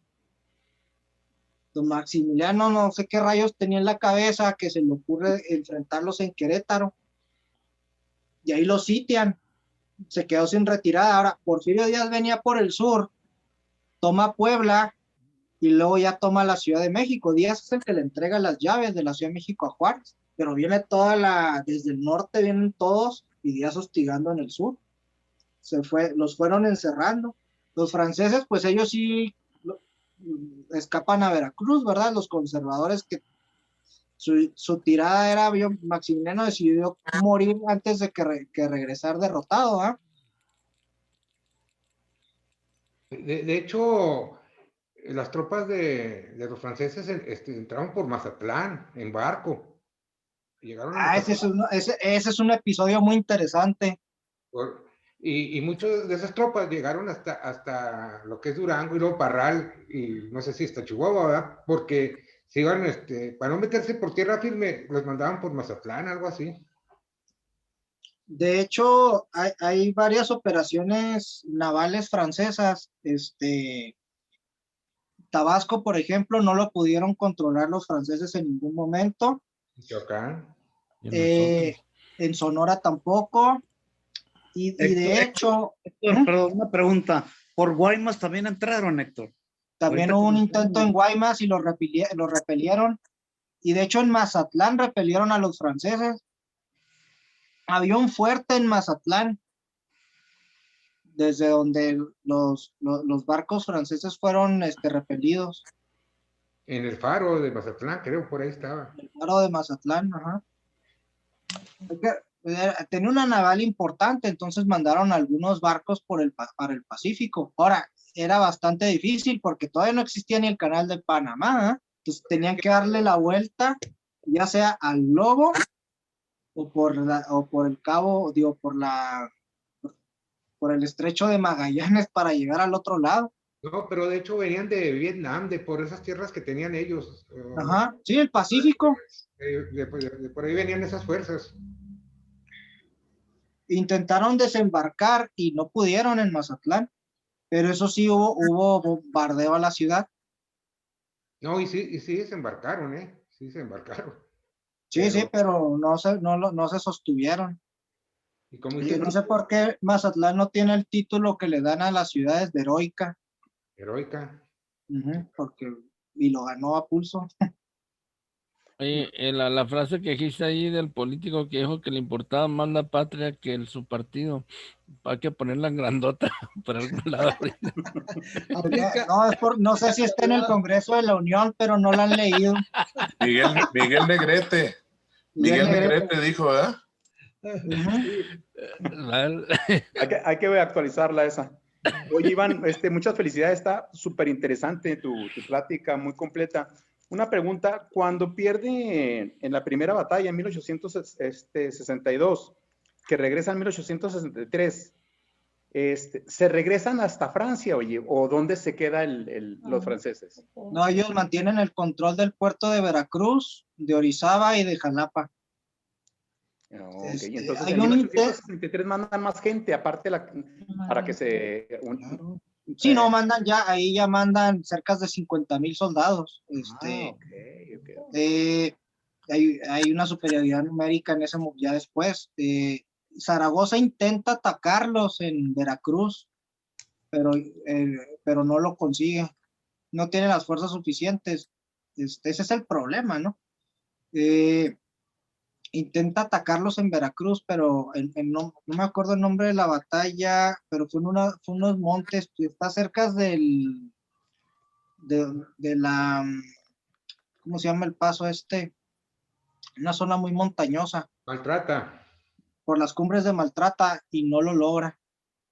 Entonces los franceses conservan la cabeza de playa, relevan a Lorenzés y traen a Forey. Y Forey es un muy buen general. Entonces, mejor que Bazaine, no, también nada más la estuvo regando, pero Forey ahí sí reorganiza, no subestima al rival y se lanza con todo. Ya una vez que está listo, porque México no tiene la capacidad de expulsarlos al mar, y eso tiene que ver con muchas cuestiones, las fuerzas que estaban ahí, la otra, la artillería naval. O sea, si supongamos que Zaragoza hubiera podido avanzar a Veracruz, ahí ya la situación se le complica porque están los cañones de los barcos, desde donde le pueden tirar con todo. Eso es algo que le ocurrió a Obregón en la Revolución. Obregón en su campaña, muchos lugares, no llegó como Villa, que aplanó al ejército federal, lo sitió en la ciudad y lo destruyó, como ocurrió en Torreón, ocurrió en Ojinaga o en Zacatecas. Torreón lo que hacía Obregón era, por ejemplo, en Guaymas, en vez de tomar Guaymas, la acercaba y la aislaba. Igual pasó, si no me recuerdo, en Mazatlán. ¿Y por qué? Porque había navíos de la Marina que estaban leales a Huerta. Entonces, si ataca a la ciudad, la Marina te despedaza con los cañones. Entonces, mejor los iba embolsando e iba avanzando hacia el centro. Y toda esta guerra empezó por la guerra de los pasteles, ¿no? Por 300,000 pesos y acabó perdiendo Francia 300 millones en esta guerra, ¿no? Bueno, es que hay que ver eso, muy importante no confundir, son dos conflictos distintos. La guerra de los pasteles fue en la década de los 30 de los 1836 o 37 o 34, no me acuerdo la fecha. Pero y fue algo parecido, o sea, si tú no pagas la deuda, mandaban tropas a coaccionarte. Ahora, México tenía la virtud y a la vez la debilidad de la aduana de Veracruz. La aduana de Veracruz, y yo creo que a la fecha es una de las que más factura y le mete al país. Entonces, una típica manera de someter o de poner el pie en México es: tomas Veracruz, tomas la aduana y cobras tú. Y en la guerra de los pasteles, que es un incidente en realidad muy pequeño, o sea, si lo comparas con una guerra de 6 años, la Segunda Guerra Mundial duró lo mismo que la intervención francesa.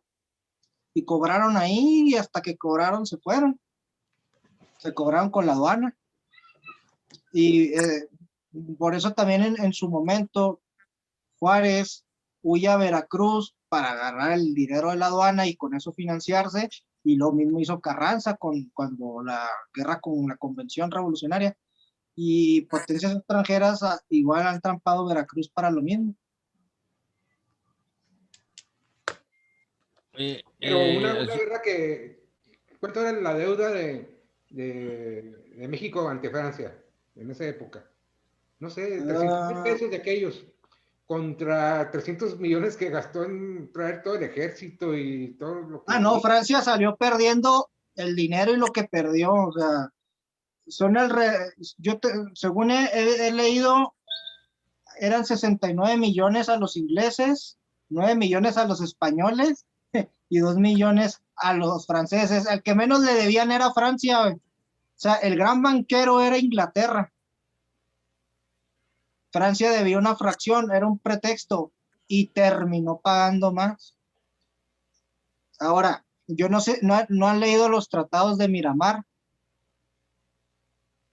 Los tratados de Miramar entre Maximiliano y Napoleón III venía, México paga, luego va a pagar el ejército francés, va a pagar la legión extranjera cuando se quede, y va a pagar reparaciones a Francia. Porque también a Juárez se le critica que vende patrias y muchas cosas, ¿no? Bueno, el Tratado de Miramar preveía que aparte les íbamos a pagar los gastos de la invasión. Sí. Y Maximiliano le ofreció el istmo de Tehuantepec a Francia, y hay una carta a Napoleón donde se lo dice, y que si no lo quiere él, se lo da a los gringos. Y Maximiliano, que ahora muchos lo han querido romantizar, no sé por qué. El caso es que, y Francia vino a tirar dinero, vino a tirar recursos, vino a tirar soldados, para quedar más o menos débil, para que nada más vinieran los alemanes y los desplumaran. Bazaine todavía peleó contra los alemanes, y es recordado como un pésimo general en la historia francesa, porque mientras a Napoleón III lo capturan en el Sedán, a Bazaine lo barre el ejército alemán en otra ciudad que se llama Mons. Entonces, Francia quedó en la ruina. De hecho, ya cae Napoleón y ya es ahora sí la República Francesa, que no ha dejado de ser república, aunque ha cambiado de primera, segunda, tercera. Y pues México, pues ahí fue abriendo un periodo también de inestabilidad, porque pues los grandes generales y líderes de la Reforma pues también pelearon por el poder después, ¿no? Y de la intervención, sobre todo Díaz y Juárez, ¿no? Realmente a Francia le quedó grande la yegua, ¿no? O sea, está muy grande el país para que lo conquistaran, ¿no? Chihuahua es Sí, la mitad de Francia, nada más. Sí. sí. Ahora, Francia conquistó zonas muy grandes después. O sea, el norte de África prácticamente todo. Lo que pasa es que las circunstancias, hay algo que tuvo mucho que ver, y era en ese momento la tenacidad de las fuerzas republicanas. O sea, la guerra de guerrillas que armaron en todo el país desgastó a los franceses, sostuvo al gobierno republicano, sostuvo a la causa liberal. Francia tiene muy mala historia con los guerrilleros. De hecho, hay que recordar, esto fue en México, en Argelia, en los años 60, 70, tampoco le fue bien. Y pues la más clásica, la guerra de Indochina en 1957, 58, cuando viene Dien Bien Phu, que las guerrillas de Ho Chi Minh destrozaron a los franceses. Ese fue la primer víctima de los vietnamitas. Luego vendrían otros ególatras para que les pasara lo mismo. Y ese es donde vendría la pregunta. Si las fuerzas mexicanas en 1848 hubieran armado una guerrilla del tamaño de la que se le armó a Francia, Estados Unidos se habría sostenido, porque Estados Unidos también tiene un historial con las guerrillas, pues triste. O sea, Vietnam, Irak, Afganistán, Francia y Estados Unidos cojean del mismo pie. Si hubiera habido una guerrilla de ese nivel o de esa fiereza, quién sabe, la historia probablemente sería otra, dado que ambos países para la guerrilla nada más ni siquiera en sus momentos más poderosos han sabido combatirla. Caso contrario, los ingleses, cuidado, los ingleses nunca los ha derrotado una guerrilla. Licenciado, nada más para hacer una precisión. Después de la batalla, el 5 de mayo en el 62, el país queda muy complacido con la victoria, y precisamente para reforzar el ejército mexicano se le asignaron determinado número de personas, pues, para fortalecer el ejército. A Chihuahua le correspondían cooperar con 2,000 elementos, pero el Congreso le da amplios poderes a Luis Terrazas para que envíe a los 2,000 y preparan un primer batallón y únicamente mandan a 500 hombres a cargo del coronel Manuel Maya. Que esto le afectó bastante a Luis Terrazas porque cuando viene Juárez a Chihuahua y se va a Paso del Norte, la gente de Guerrero, uno de sus argumentos para quitar a Terrazas de la gubernatura fue que precisamente no colaboró con el número asignado de los 2,000 y únicamente mandó 500. Estos 500 formaron parte de la segunda brigada de la quinta división que combatió ahí precisamente en Puebla, pero en mayo del 63. Esa es la precisión que quería comentar. Esos elementos que menciona, son algunos de esos nombres están ahí en la plaza, enfrente de la iglesia de San Francisco. Por aquí tengo una fotografía de esa placa, pero no la he encontrado. Y de hecho esa cuestión de Terrazas es muy relevante. Justamente hay un conflicto entre Juárez y Terrazas, y ese es uno de los primeros puntos. Juárez creía que Terrazas andaba bateando para el bando conservador e imperialista. Hay una desconfianza y por eso lo relevan. A Juárez le pasó con Vidaurri en Nuevo León. Cuando escapa a Nuevo León, el gobernador Vidaurri, que ya también pues, tenía su situación tirante con Juárez, decide traicionarlo e irse del lado de los imperialistas. Que Vidaurri termina fusilado al terminar la guerra, y existía el mismo temor respecto a Terrazas. Entonces, sí ha habido una discusioncilla precisamente a ese respecto, de que si realmente hubo o no alguna comunicación entre Terrazas y los imperialistas. No hay una prueba sólida de que sí. Ahora, la situación de él, pues es que la situación de los estados así estaba, o sea, hay que recordar que Chihuahua tenía pequeña guerra también continuamente contra los pueblos indígenas, por la cuestión de la pachería. Entonces existe esa situación. Ahora, finalmente, si nos ponemos a ver, pues uno de los grandes héroes de la guerra de intervención francesa, pues es Terrazas, ¿no? Terrazas realmente se hace el hombre grande de Chihuahua gracias a esa guerra, ¿no? El gran general de Chihuahua, y pues pagó bien la república, ¿no? Pues, en tierra sobre todo. Sí, lo que pasa es que también, como queda por ahí, le dan un nombramiento a Luis Terrazas, pero él no lo acepta. Sin embargo, algunos de sus familiares, algunos de la familia, sí aceptan esos nombramientos. Inclusive Joaquín Terrazas aceptó el nombramiento que le dan los franceses, pero pues eso no se menciona realmente, ¿verdad? Y sí, uno de los argumentos de Luis Terrazas precisamente para no mandar a los 2,000 elementos que le correspondían, que junto a los 500, fue precisamente que se recrudecieron fue el argumento, que se recrudecieron los ataques de los indios bárbaros aquí en todo el estado. Pero sí, así. De hecho, tocayo, cuando entró Porfirio Díaz, fue un auge de los franceses aquí en México. En Baja California tenían minas. Eiffel vino y hizo obras aquí en México, y de Baja California se llevaron cobre y no sé qué tanto se llevaron de Baja California. Y unas minas de allá y de Baja California. O sea, los franceses en la época de Porfirio Díaz fueron lo máximo. Sí, no, y es que es una de las ironías, porque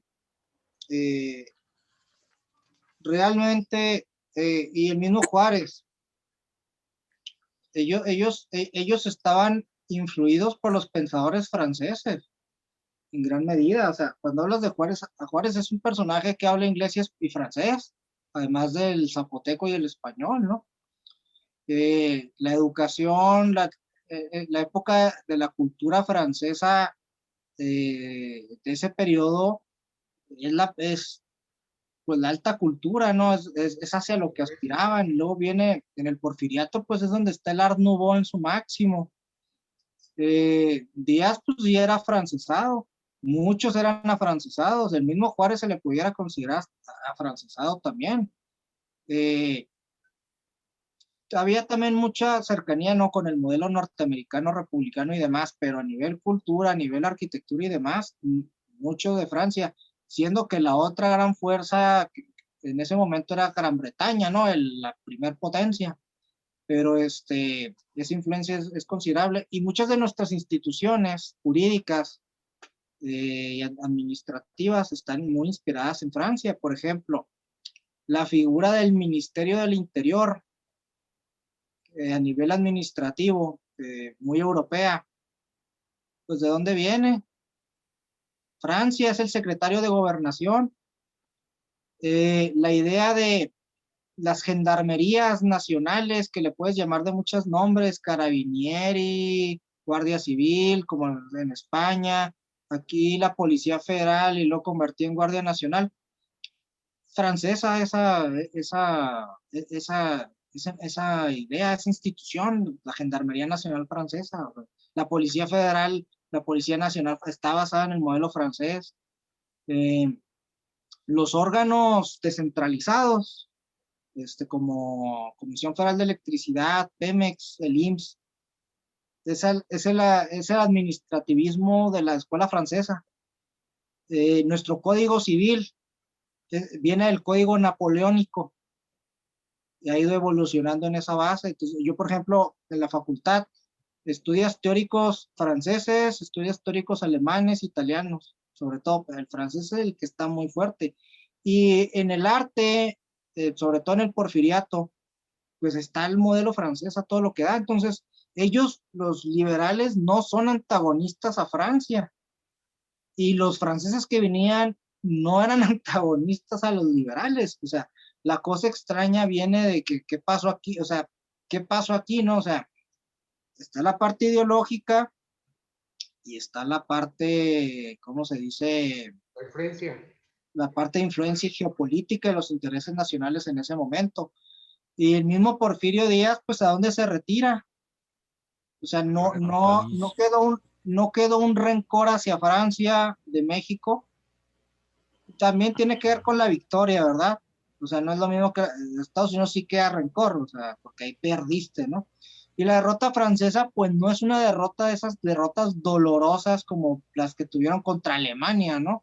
Pues, o la de Argelia que aún les duele, o un poquito menos que Vietnam, ¿no? Un poquito más que Vietnam. No era un clima hostil propiamente. Una guerra que podría decirse que no tenía una verdadera razón de ser. Y por eso no se gana una incursión militar que no está bien sustentada. Bien, ya dentro de estos comentarios, vamos a brindarle un aplauso por la exposición tan precisa que nos ha dado el licenciado Héctor Olivas. Felicidades. Y aprovechar para comentar lo que nos dicen por el chat. Elvia Arbizo, yo creo que ya se desconectó. No, ahí está todavía. Saludos desde Namiquipa, está muy mal el internet, ya nos dimos cuenta. El doctor Sagarnaga ya se retiró. Gina Domínguez, excelente conferencia, muchas gracias a Héctor Iván Olivas. Jorge Cimental, excelente exposición, Héctor, te envío un fuerte abrazo. Ingeniero Héctor Chacón, agradezco la invitación, me gustaría acceder a la presentación, por cierto, muy buena. Ok, Héctor, por ahí vamos a pedirle al ingeniero René Chávez nos comparta la presentación que se está grabando todavía. Jaime Ochoa de Obregón, Sonora, una excelente presentación, Héctor. Y también nos pide, agradeceré mucho, compartan la presentación. Miguel Méndez, Felicidades a la presentación, Héctor. Saludos desde Nuevo Casagrandes. Ok, no hay más no hay preguntas, no hay más mensajes. Seguimos con la plática. Si tienen alguna pregunta, adelante, Alfredo. Licenciado Olivas, entonces, por el miedo de Estados Unidos a la intervención francesa, fue que se hace pachanga por acá, por los California, a celebrar el 5 de mayo. O en Texas, toda esa sección, la festejan el 5 de mayo como si fuera de ellos. Es como la independencia, casi. Es que es muy curioso, no tiene mucha lógica, ¿no? Pues eso, por eso es la duda. No, lo que pasa es que es en veranito, cuando empieza el calorcito, y es la primera pachanga que quieren. La carne es asada. Es el pretexto, pues sí, órale. Es que es muy curioso la interpretación que le dan los estadounidenses. En primer lugar, no tienen muy preciso qué es. Mucho se ha discutido precisamente de esa cuestión, ¿no? O sea, el 5 de mayo es un festejo mexicano que realmente nada más en México es fuerte en la propia Puebla. Hay un evento, bueno, cuando había eventos, ¿verdad? Había una recreación ahí en en la zona militar, hay eventos en los fuertes y todo eso, ¿no? La doctrina de los Estados Unidos, la doctrina Monroe, pues en ese momento los norteamericanos no la pudieron llevar a cabo, ¿verdad? Porque estaban en su guerra civil, en principio. Entonces, hay quien considera que la razón de ello es precisamente porque pues, se les defendió el patio trasero, ¿no? Pero, y algunas la veían como similar a Gettysburg. La doctrina Monroe, pues tampoco Estados Unidos hizo mucho contra rivales muy difíciles, ¿no? Nada más una vez, la guerra de 1812, que les dieron una paliza a los británicos, que les quemaron Washington, cuando se quisieron expandir a Canadá. La doctrina Monroe no aplicaba hacia Canadá. España ya la evitaron confrontar hasta que ya España está muy debilitada. Por eso conservó Puerto Rico, Cuba y demás todavía un buen rato. Y Francia, no sabemos si se hubieran enfrentado o no, bajo qué condiciones, ¿verdad? Napoleón III y Maximiliano eran aliados de la Confederación. De hecho, hay una legislación de colonización dirigida a los confederados derrotados que podían venir con todos sus sirvientes, que ya sabemos qué son. Entonces, en Los Ángeles es donde un grupo de poblanos lo empezó como a festejar y hizo eco en la población, y luego pues ya se agringó, ¿no? Con todo lo que implica lo comercial, la peda y la comida mexicana. Pero si hay un elemento ahí de derrotar al adversario europeo, aunque no se sabe muy bien porque la mayoría de los estadounidenses ni siquiera sabe, que unos creen que es la independencia, y ni siquiera. Y el mexicoamericano tiene una idea muy pobre. Nosotros tenemos una idea muy pobre de la intervención francesa, o sea, creemos que todo se acabó el 5 de mayo, es el principio. Entonces, sí tiene que ver precisamente con esa idea de la doctrina Monroe y del destino manifiesto, ¿eh? Ahora, hay un detalle: el gobierno norteamericano intercedió por la vida de Maximiliano, ¿eh? Y Juárez dijo, no, y también la advertencia va a ustedes.